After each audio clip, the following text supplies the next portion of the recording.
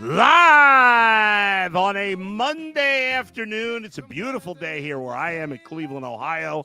I hope it's a beautiful day where you all are. I hope it's always a beautiful day where Wes is. Wes, how you doing?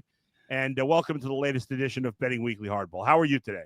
I'm well, Bull. Good to be with you. Yeah, it is a beautiful day. By the way, we were talking before we came on, looking to see if we could find Little League World Series odds. And I was like, I got to put a homer play on our Summerlin team out here in Las Vegas, the suburb, of course, west of the city here in beautiful Las Vegas.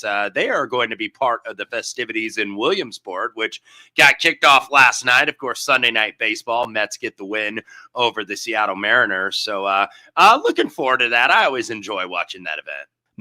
When I was 13, my team was one win away from going to the Babe Ruth World Series, which is for the kids one age older. I think it's 1 year older than the Little League World Series kids. That takes place in Maryland, I believe. I think it was so many years ago. I don't know. And that was fun. I can't even imagine getting to the Little League World Series and what that experience must be for those kids. And it's just super cool. And I think some of it's gone too far. The coaches have gotten crazy. With them being mic'd up, it's like now they're being celebrities now, instead of just being kids. Exactly. Exactly. So, but anyway, there's a lot of baseball to talk about. It's a Monday. We're all part of the Betting Weekly Studios, of course, with Bet Rivers. And if you want even more info, make sure you check out the bettingweeklystudios.com newsletter for weekly betting tips, exclusive tips. It's a free insider magazine.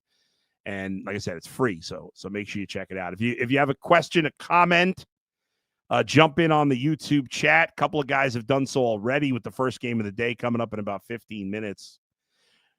City by the Bay says likes the Brewers over 3.5 team total in game one. And Adam Osimo says, should I just take the Brewers game one and game two at plus money? Surely they will win at least one. So I was going to start with a different game, Wes, but since we've already been asked about that, doubleheader today, 5-game series, Cubs and Brewers at Wrigley. The Brewers, who were trailed the Cubs by 4 games a month ago, now have an 8-game lead. It was 9. Actually went down a game yesterday for the first time in a long time as the Brewers' 14-game winning streak ended. But doubleheader today and then 3 more games this week. So obviously there'll be a lot of excitement between Brewers fans and Cubs fans at Wrigley. The first game starts in 15 minutes. Freddie Peralta and Cade Horton. Good pitching matchup there. Horton's been particularly good of late for the Cubs. In fact, he in his last 5 starts, 28 in the third innings, has an 0.32 ERA and only 11 hits allowed. But we know how good Freddie Peralta is. Game 2, Chad Patrick for the Brewers, bullpen game for the Cubs. But the first game with the 2 legitimate starters should be an exciting one. What do you think of the 2 bets that are City by the Bay and Adam Osimo are interested in there? Yeah, my Cincinnati Reds at least got one in that series. Yeah, they were trying to find a way to lose though. When Pagan, find yourself somebody that likes to walk the leadoff man more than Emilio Pagan because he did it 2 days in a row. Yep. Fortunately, on Sunday, didn't pay for it as the Reds get the win in the 10th with Hayes getting the winning base hit, but. You have Milwaukee in the travel spot, and we've seen these travel days away to away, which Milwaukee, of course, was at Cincinnati, and now they're, of course, at Wrigley to start the doubleheader here in a few minutes. About 41% this year, and the home team with no rest that was at home and stays at home, this being the Cubs, 58 and 41. So I'm not going to bet this game. I do lean a little Cubs. I understand why there's a little bit of trickle of money on Milwaukee because now they've won 14 of their last 15. So it's like, okay, we're going to start a new streak. But sometimes, when you end a long streak, you end up losing the next one too. So I agree with the minus 115, which is basically the aggregate market price for the Cubs. I would lean their way right now, but this Milwaukee team, there's something about them, and they're a very good club, so I don't say this to discredit them. They get a lot of breaks. They didn't get one against the Reds yesterday when they made that error, which kept the inning going, which allowed the Reds to tie the game and then win it in the lottery there in the 10th. So Cubs are passed for me in the first matchup. Haven't decided on the second one. We expect it's going to be a bullpen game. And we know that bettors sometimes in a doubleheader, they like to do that zigzag, right? Mm-hmm. Like if this is an under game, and that's where the market is betting it, of course, under 8 with juice now. And, basically they like to say, okay, if it's an under, then we're going to go over in the second game. You got to be a little careful of doing that. You still got to handicap each game, I think, individually as his own little organism, if you will. But Cubs are nothing for me. But I'm going to pass it. There is a little bit of a fear factor going against Milwaukee right now. I was actually at Cade Horton's last start. I was on vacation last week in Toronto, and I went to 2 Cubs Blue Jays games Wednesday and Thursday, and saw Cade Horton in person, and he's just been outstanding. I mean, only 1 earned run in his last 5 starts, and the only run he gave up was his last start against Toronto in a game where he left the game. He didn't give up a run. I was kind of thought it was a mistake to take him out, and the bullpen actually gave up the run. He had put the base runner, but he had a no-hitter going into the 6th, so he's really put it all together of late. I do love the under. Obviously, there's a reason why, a lot of people are trending towards the under. The Cubs have not been hitting. The Brewers have been hitting, but Cade Horton's been so good.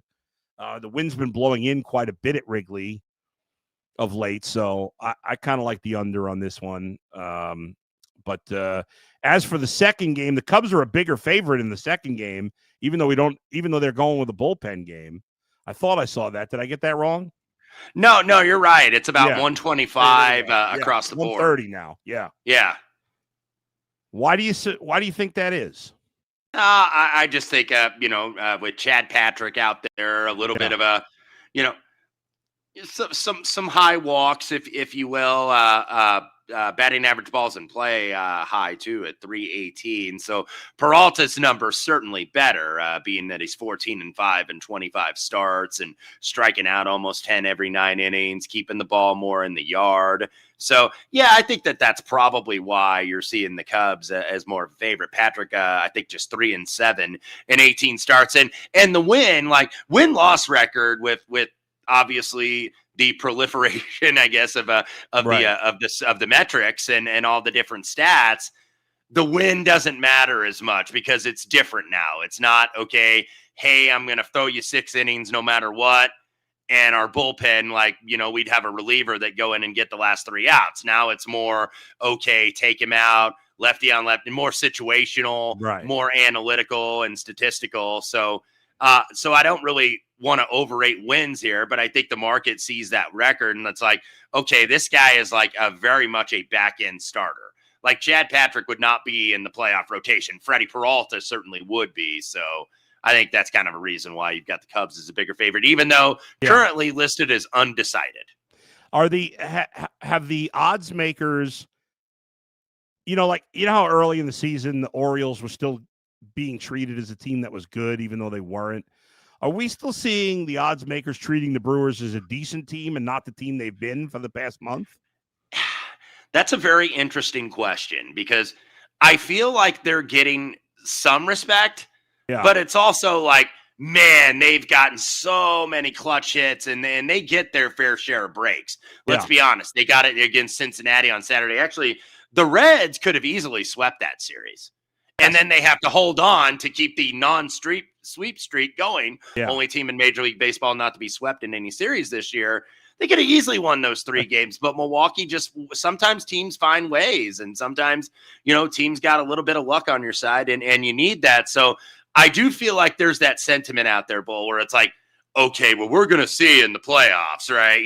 When they go against the Dodgers or they go against the Phillies or some of the teams that were projected to be like terrific teams even before the season started. So, that's why I think it's a little bit half and half now with Milwaukee, because I think people are realizing, hey, this is a pretty good club, but there's something holding them back to trust these guys like to go the distance. Yeah. Seiya Suzuki, according to Amish Farmer, struck out half of his at-bats against Peralta. Keep in mind tonight. And City by the Bay says, does the travel spot maybe not hold as much because it's a short trip from Cincinnati to Chicago? Does that factor in at all? Could be. I mean, I when I gave out those records, that was just, the results. That wasn't necessarily, because you might have had a team traveling from like California to the East Coast or something. So that's more pronounced. But yeah, and we'll talk about that when we talk about Seattle and Philadelphia, where Seattle's in that bad travel spot off Sunday Night Baseball, but they're going from Williamsport to Philly. Right. So, how much of a travel spot really is that? Yeah, good point. I wonder if they even flew. They probably should have driven. Probably took a bus, yeah. Yeah, I would think. Like the old days. Yeah, exactly. By the way, that Brewers-Cubs game, first game in 7 minutes, second game at 8:05 Eastern. There you go. Now let's talk about the game you just alluded to, the Mariners and the Phillies. That game at 6:45 Eastern. Logan Gilbert, Ranger Suarez. Suarez has gotten absolutely obliterated his last 2 starts, 11 earned runs, 21 base runners, only 6 Ks in 11 2/3. He faces a Mariners team that is a perfect example of what you talked about just a few minutes ago. You talked about sometimes a team loses a winning streak and things can spiral the other way. Well, the Mariners had won 8 in a row. Since losing that streak, they've dropped 4 of 5. Yeah. So, these two teams, I think, feeling the pressure right now of playoff contention. Not a very good series for the Mariners, certainly in Baltimore. And then this weekend against the Mets, Kirby got rocked around a little bit last night in Williamsport. But you look at Philadelphia as well. All of a sudden, they got some real pitching concerns. They were feeling good after that deadline when Duran came in. Now, he did pick up the save, by the way, when he got carted off the field the other night. I was like, oh, my God, this is the worst. And then, he was fine and did record the save, by the way, against the Nats yesterday. But now you have Zach Wheeler out with the blood clot. And who knows how long that's going to be. It's technically the 15-day injured list, but you have some saying, okay, done for the season here. Right. And he's been your workhorse. Yep. He has been your best guy.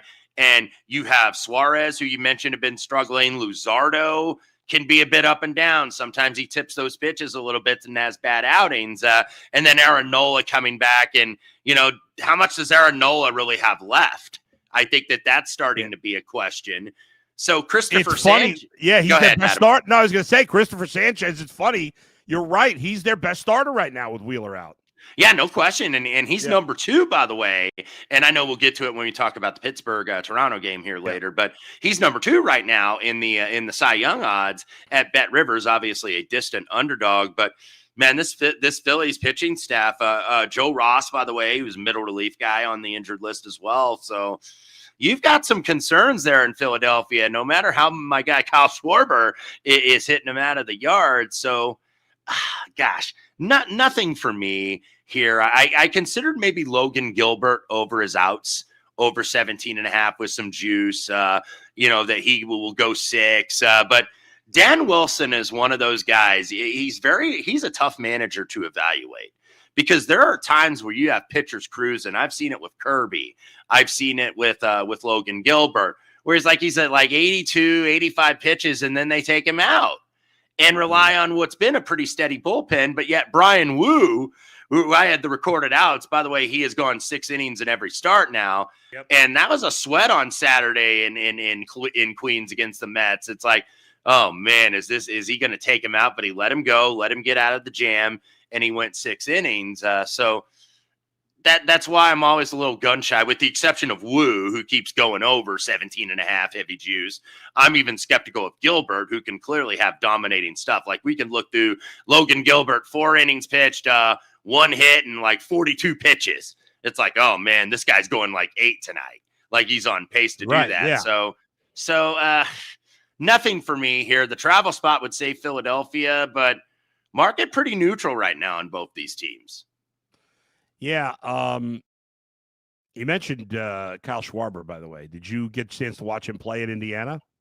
I did. I actually took the trip to Omaha in the College World Series, the only time Indiana got to the College World Series. And Kyle Schwarber, of course, was one of the leaders on that team, he and Sam Travis. So, yeah, man, he's going into the IU Athletics Hall of Fame later this year. We'll see if he can make it. He's probably going to be busy playing playoff baseball. But, just to see what he's turned into, and turned into a perennial all-star and a great home run hitter and really has improved his all-around game because Kyle Schwarber is actually a catcher at Indiana. Yeah. And, not a catcher in the bigs and playing him in the outfield where he's kind of like out of position, but he's shown that he can play the field too a little bit. Like he's a complete player. Like he's not just a guy, he's not a guy that hits 190 and hits, 50 dingers or something like that. Like I think he's more of an all-around player now, but obviously his bat is what makes him the money.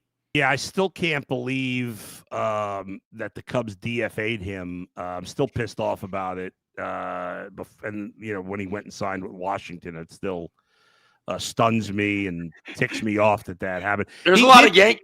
Go ahead. I was going to say there's a lot of. Yeah, go ahead. Go ahead, Wes.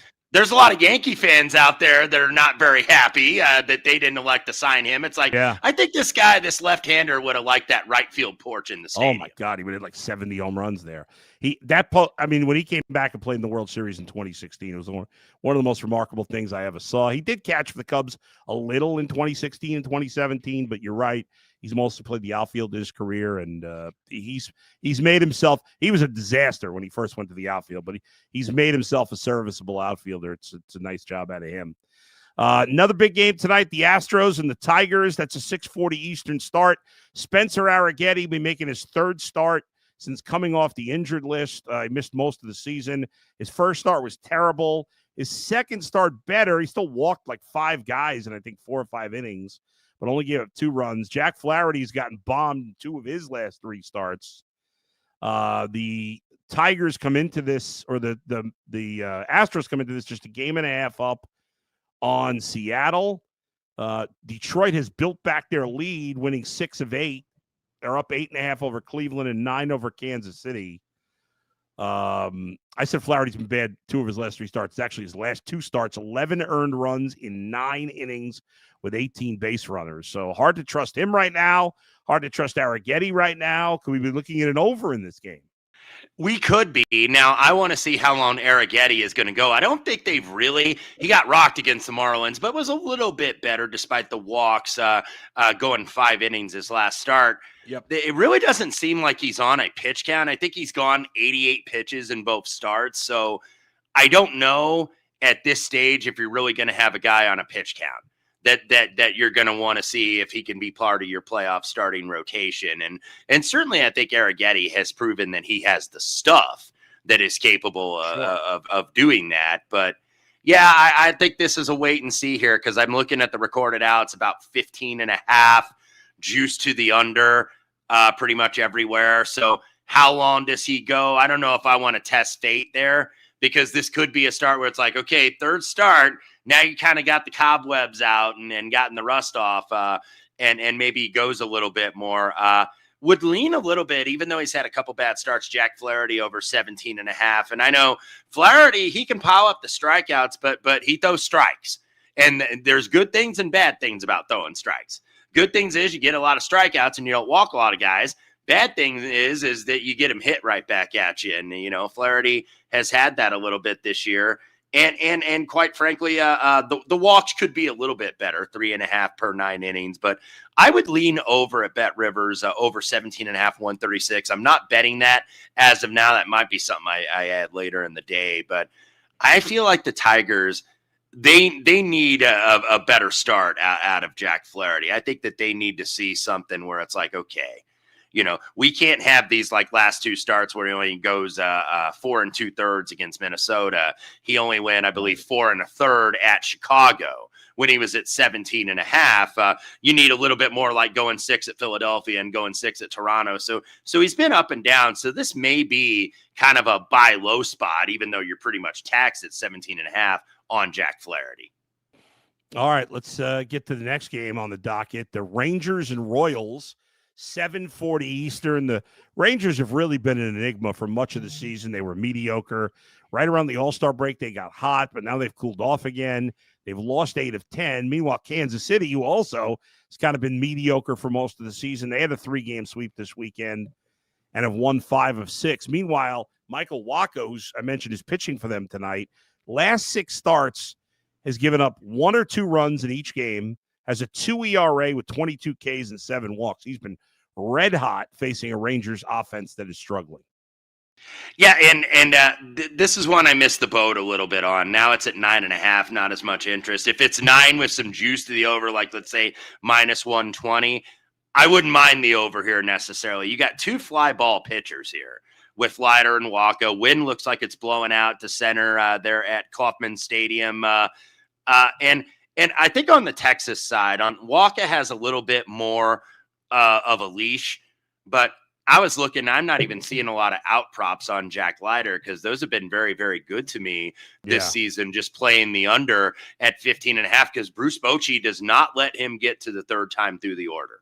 He just does not. He is a 5-inning pitcher, has some decent stuff, but that's it. Like they do not let him go the third time through the order. And that's why you're seeing a lot of these stores not necessarily offer these recorded outs. I don't not just at Bet Rivers, which I don't see it up, but elsewhere in the market. So I missed it at 9.5. I don't want to chase it at 9.5, but I don't disagree with the market move on the over here. I think balls could be flying with these two teams that are still trying to stay relevant here in the AL wildcard, both right at about 500 or a game or two over. So they're kind of falling off the pace a little bit. And both of these teams need to get going. This could be really the crucial series, I think, for both of these teams going forward. Okay, where are we going to end up? Because they're not necessarily out of it, but they're not right in it. Like Kansas City, 4 out, Texas 5.5. They're on the periphery, though, of being eliminated, having to pass it. You have Boston, Seattle, and New York Yankees, the top three. Cleveland at 3.5. They just got swept by the Braves over the weekend. So, this might be like a little bit of a loser leave town. The team that, no wrestling term, loser leave town match. This might be the team that loses this series, done. Just not enough time to make it up. To your point on Jack Leiter, he's only gone past the 5th inning in 2 of his last 7 starts. He went 6 against Atlanta and the Athletics, and probably only because those lineups are pretty weak. And in fact, if you go back even further, that he's only gone more than 5 in 4 of his last 12 starts. And the thing with him, too, is he's pitched really well, as you said. In fact, he hasn't given up more than 3 runs in a game since June the 17th. However, they almost always lose when he pitches, because of the bullpen or whatever. They've only, since the start of June, he's made 12 starts. He's given up 3 runs or less in 10 of those starts, but the team is 3-9 in those 12 games. So read into that what you will. All right, let's get to the next game here. The Blue Jays and the Pirates, a battle of former LSU Tigers. Kevin Gausman, the veteran, Paul Skeens, the youngster. Skeens has been actually 2 bad starts in his last 3, which is unheard of. Gausman, 2 earned runs or less in 7 of his last 9 starts. Toronto's got the best record in the AL, up 5 over Boston, 5.5 up the Yankees. They've won 5 of 7. They played really well in that series that I saw against the Cubs. I like everything about this Toronto team right now. I don't totally trust their closer, but overall, like this team, and Gausman's pitched really well the last few months. He has, especially on the road.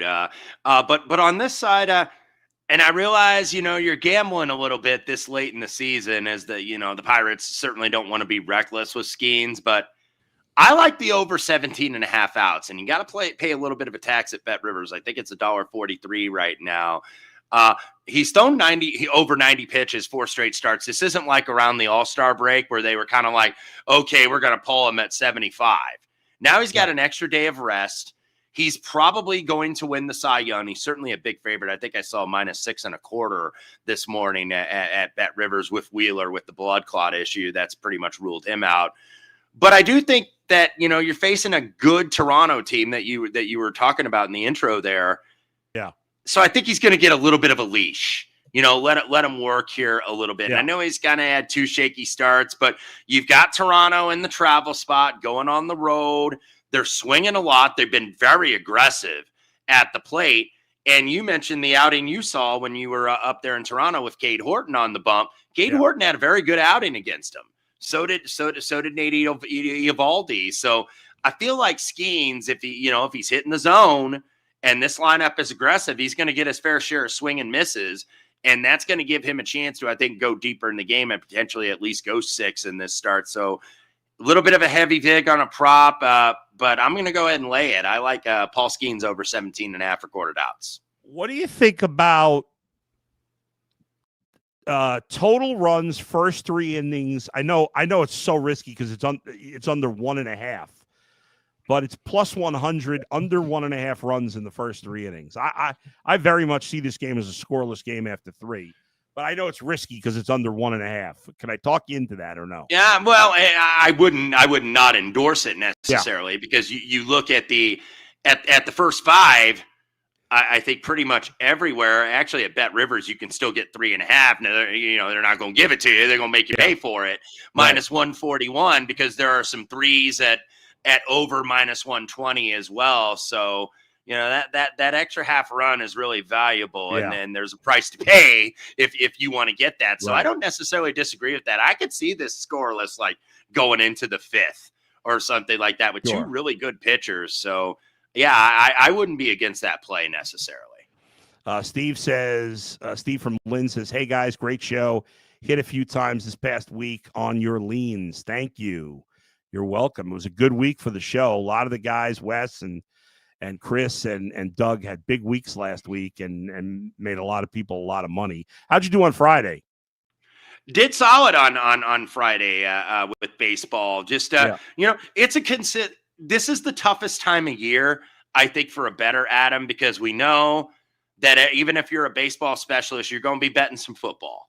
And now we're going to have real college football games starting this weekend, the week 0 or whatever the hell it's called. And NFL preseason. So we're getting closer. And, this is where, you don't want to necessarily ignore baseball. I think especially once the football season gets started, the guys that were betting baseball at the beginning of the year are still betting. If they're baseball bettors. So you're going to see, I think, maybe some more of the line moves be a little bit more true in September, especially in weekend games when everybody's focused on football. Right. And then all of a sudden you're looking at that baseball board. It's like, okay, what's going on here? And I think you're going to get maybe some sharper moves if you're a market-based player, or at least that's part of your handicapping repertoire. So that's something I think be alert for going forward, at least. First game of the doubleheader underway. Brewers go in order against Cade Horton in the top of the first. Michael Busch flies out to start the bottom of the first against Freddie Peralta. 1 out, nobody on. Kyle Tucker, who's been in maybe the worst slump of his career the last 6 weeks, is at the plate in the bottom of the first. All right, let's get to another game. I know you got a play here that you really like, Wes. Let's talk about the Guardians, who got swept over the weekend by the Braves, and the Arizona Diamondbacks. This game in Arizona, it's a 9:40 Eastern start. Gavin Williams continues to be an enigma. He's pitched that's a little unfair. He's pitched overall very well, but 2 starts ago, a no-hitter into the 9th inning. Last start against the Marlins, gets knocked out after 3. He'll be up against Zach Gallen in this one tonight. Yeah, and I'm not surprised that Gavin Williams got knocked around in his last start, considering if you look at what he did in his previous start, where he went 8 2/3. They tried to get him, the complete game and the note. 126 pitches. So not a surprise necessarily that he only goes 75 against Miami and gets knocked around. But I'm willing to go back to him here. Over 16.5 on the recorded outs. I think at Bet Rivers it's 115 right now, or certainly right around there. So I would expect he's going to be well rested. Prior to that outing against Miami, he had gone into the 6 and 8 of his last go-arounds. So he's got a healthy leash, 95 plus in 7 of those 9. Now you go to an Arizona team that comes out of Coors and really didn't show a lot offensively. After the first game, like Tanner Gordon went deep in the game against him, Antonio Senzatella. Like, these are starters that do not go deep into games. Right.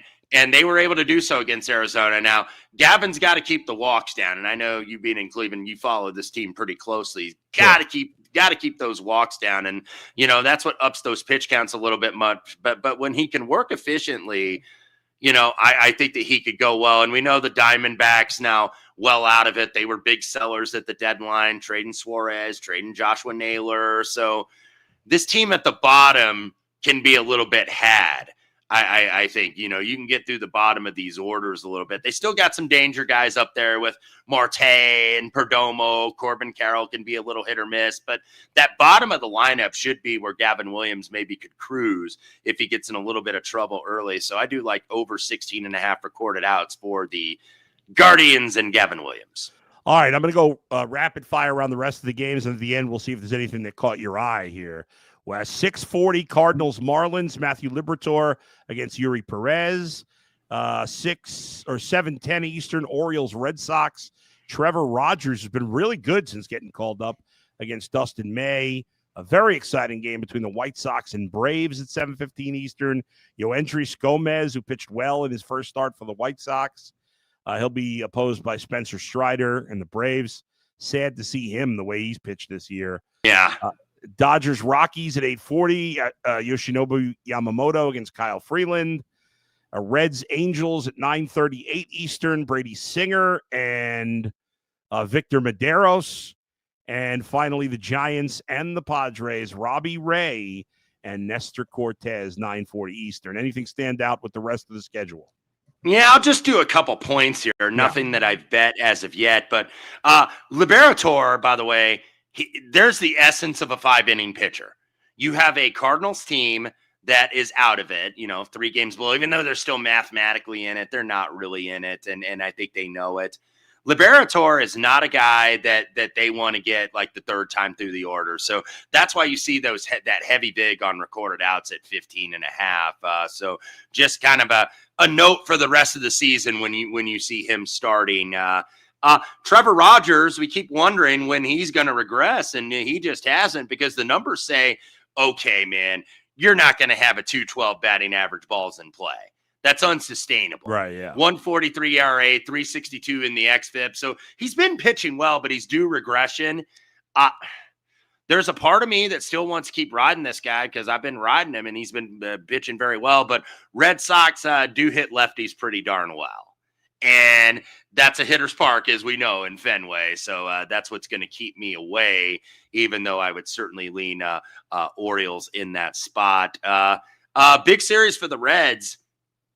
Got to at least take 2 or 3 in Big A. Yeah, I think against an Angels team that is now kind of, they still try and they still give an effort, but out of the playoffs essentially. I mean, not totally eliminated, but I don't see it there in Anaheim. So Reds got to take 2 or 3 here. Brady Singer, solid outing last time out. So nothing that I bet necessarily. Yamamoto, he had a bad start last time in Anaheim. I don't even think he made it through 5. So part of me thinks he's going to bounce back if you like those if you like those over outs at 17.5. But man, it is still Colorado, even against the worst team in baseball. It's always dangerous to lay a road starter, even on a prop there. So that's going to be a pass. But those are at least just some, rapid fire thoughts on some of these other games. You mentioned the Reds there. The Reds are the only of all the teams that would not be in the playoffs right now. The Reds are in the best spot, right? They have the best record of any team that would not be in the playoffs right now at 65-60. In either league, the Guardians would be next at 63-60. They're only a game and a half back in the Mets for that final wild card spot. I know you're a Reds fan, so I'm curious how you think, but I'd still, and they've played decent baseball, but they've just kind of been middling all year. Yeah. I think that's what they are. I'd be surprised in the end if they made the playoffs. You? Yeah, like that's why I'm trying not to get too invested, because I feel like, okay, eventually the shoe's going to drop here, but they've been competitive, but now's the time. And I think that's why people aren't convinced with this team. And, they get Hunter Green back last week from a couple months on the injured list, and he dominates the Phillies. And then Chase Burns goes the injured list. Now, I wonder if that's a little bit of management there with Chase Burns. I would expect he's going to be back here at least in a week and a half or 2 weeks. But the Reds just too inconsistent. Very, very much too inconsistent. They DFA'd Jake Fraley over the weekend, and too many mistakes in the field too. We saw it on Saturday, which ended up costing him a game against the Brewers. Elly De La Cruz rushes a throw, and I believe has made 17 errors at shortstop this year. And just those defensive laps, those little things keep you out of the playoffs. And I think the Reds are probably going to fall just short. Yeah, I give credit to Francona. You know, I covered him obviously in Cleveland for over a decade. The guy is one of, if not the best manager in baseball. He's reinvigorated after, some time off here. And I never fully count out a Terry Francona team, especially when the Reds do have talent. But in the end, I expect the 6 teams that are in. In fact, not that this is much of a bold statement, Wes, but I think the 6 teams that are in the playoffs right now in both leagues, I don't think any of them will fall out. I don't think there's a single team not currently in the playoffs that will get in, which seems unlikely because there's 6 weeks to go in the season. But I think that's the case. What say you on that? Yeah, I don't see anybody for certain in the American League catching. Yankees would be the bottom, and they've had their issues certainly in the bullpen, but I just don't see Cleveland or Kansas City or Texas or anybody. The Reds, I think, certainly have a shot, and it might not be what the Reds, it might be what the Mets do. If the Mets keep scuffling, like that's why the Reds are still a possibility. Like I don't expect them to go like grab the spot necessarily. Right. It could be the Mets. The Mets drop out. I'm still not a huge believer in the Padres just because I feel like. Now remember they took the lead and then the Dodgers get a sweep over the weekend. It's like, we're still the kings of this division. Right. And the Padres, I worry about that bullpen. That Mike Schilt kind of uses that bullpen a little bit much because you look at some of these starters in the back end, and I know Darvish doesn't totally have it anymore. Nestor Cortez is up and down, but he never trusts some of those guys to get out of jams. And eventually, even though you loaded up at the deadline on bullpen, eventually that's going to get you. And I worry about that for San Diego. That's fair. If any team could make a run in the American League, I'd actually like Texas's chances better than Cleveland or Kansas City, but they're just playing so poorly right now. It's hard to believe that they can make that run. I do too. I'm with you. I trust Bochy. I mean, you have to trust him. He's going to be a Hall of Fame manager, and they're pretty good at the top in terms of the starting rotation, and that can carry you in a couple series. Yeah, I hate the Yankees. I hope they don't make the playoffs, but I think ultimately they will. All right, Wes, great job today. Let's recap what you like today for the fans. Yeah, Paul Skeens over 17.5 recorded outs, and also Gavin Williams over 16.5. Lean a little bit, Jack Flaherty at 17.5. Have not bet that as of yet. If Royals and Rangers can go back to 9 with some juice to the over, I would certainly take that with 2 fly ball pitchers in Kansas City and the wind blowing out tonight. All right, one game currently going on. The Brewers threatening in the top half of the second inning. They have 2 on, 2 out against Cade Horton. They've gotten 2 singles in the top of the second. Danny Jansen is the batter at the moment, first of a doubleheader at Wrigley Field. For Wes, I'm Adam. Thanks to Chris and Alex for producing today. We'll talk to you next time. Where else but right here on Betting Weekly Hardball, brought to you by Bet Rivers. See you, everybody.